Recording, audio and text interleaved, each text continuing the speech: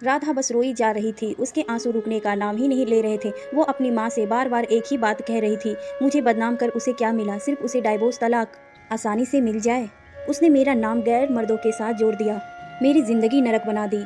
मेरे पति होते हुए खुद मुझ पर ये इल्ज़ाम लगा रहे हैं। ये वही इंसान है जो कल तक मेरे लिए सब कुछ करने को तैयार थे, दिन को रात कहने को तैयार थे। आज अपने अहंकार में मुझे नीचा दिखाने के लिए मुझे तलाक दे रहे हैं।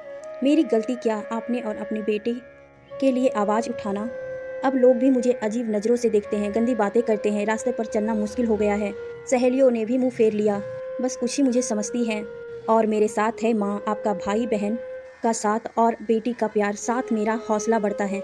मैंने भी फैसला कर लिया है, मैं लोगों के ताने से, बदनामी से डरूंगी ना, झुकूंगी अपने आत्मसम्मान से और हक के लिए बिना थके लड़ूंगी लोगों से, उस इंसान से जिसमें इंसानियत ही नहीं रही। और फिर शुरू हुई कोर्ट कचहरी के धक्के, पैसों की और दोनों की बर्बादी। पर कोई दूसरा रास्ता नहीं दिख रहा था। सबसे बड़ा दुख झटका उस वक्त लगता था जब उसका पति कोर्ट के सामने खड़े होकर गलत गंदी बात बोलता था। वो बहुत मायूस हो जाती थी, कभी कभी सब कुछ छोड़कर कहीं दूर भाग जाना चाहती थी, पर उसका आत्ममन उसे झंझोर देता। तुम पीछे ऐसे नहीं हट सकती, तुम चुप नहीं रह सकती। और राधा फिर हिम्मत कर खड़ी हो जाती, आपने अपनी बेटी के हक के लिए। सोचती मैं मजबूत बनूंगी, तभी बेटी को मजबूत बना पाऊंगी।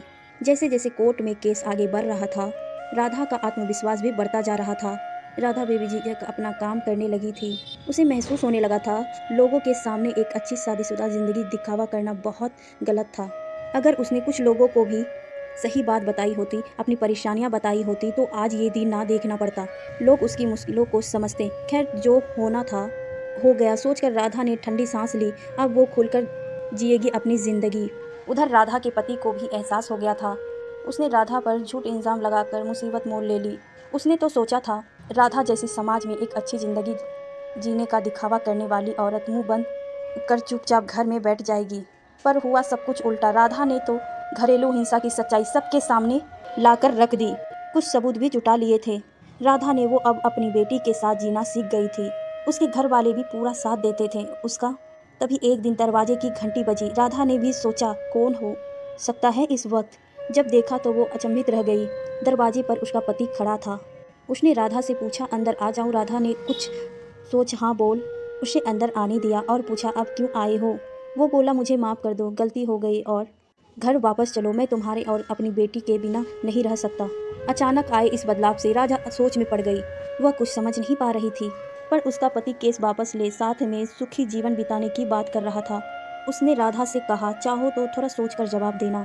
पर राधा का जवाब तो तैयार था। उसने साथ जाने से मना कर दी और बेटी ने भी बोल दिया, मैं मम्मी के साथ ही रहूंगी। राधा का पति ये बोलकर, तुम ठीक नहीं कर रही, वहाँ से चला गया। पूरी रात वह सोचती रही, उसने गलत निर्णय तो नहीं लिया? क्या मुझे अपनी बेटी के लिए, अच्छे भविष्य के लिए साथ चले जाना था?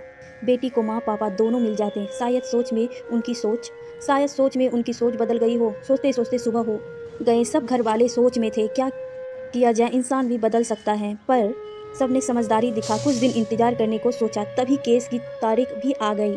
राधा ने सोचा था आज के पति के व्यवहार से पक्का निर्णय ले लूंगी, और जो हुआ सोच से बाहर था। पति का वही रूप पाया। राधा आज भी अपनी बेटी के लिए लड़ रही है। बस एक बात सोचती है, उस दिन उसका पति बदला रूप ले घर क्यों आया था? क्या साथ जाना सही था, या अपने हक, अपने आत्मसम्मान के लिए लड़ना?